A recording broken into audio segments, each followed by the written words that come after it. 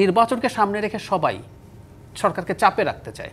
BNP 3 জন উপদেষ্টা এবং একজন সচিবের নাম দিয়েছে বলে, এটা আমি জানি না, পত্রিকায় আসে নাই, একজন উপদেষ্টার নাম বলে, যেহেতু উনি পাবলিকলি করেছেন, মিস্টার ফজল কবির খান, একদম নাম দিয়ে স্ট্যাটাস দিয়েছেন।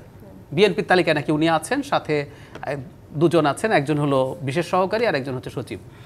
জামায়াতে ইসলামী 3 জনের নাম দিয়েছে, এনসিপির তালিকায়ও এই 3 জন আছে।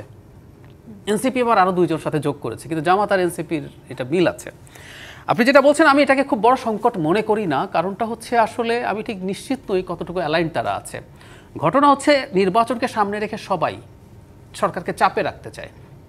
সরকার চায়, চাপ দিয়ে চেষ্টা করে সরকার অন্তত নিউট্রাল থাকবে। আমি বলছি না জামায়াতে ইসলামের কোনো ইভিল ইন্টেনশন আছে এনসিপির বা জামাতের, বিএনপির, যে আমার পক্ষে কাজ করতে হবে, কিন্তু তারা প্রত্যেকে যেটা চেষ্টা করছেন নিউট্রাল যাতে থাকেন। এই চাপটা সেটার অংশ, এর বেশি কিছু না।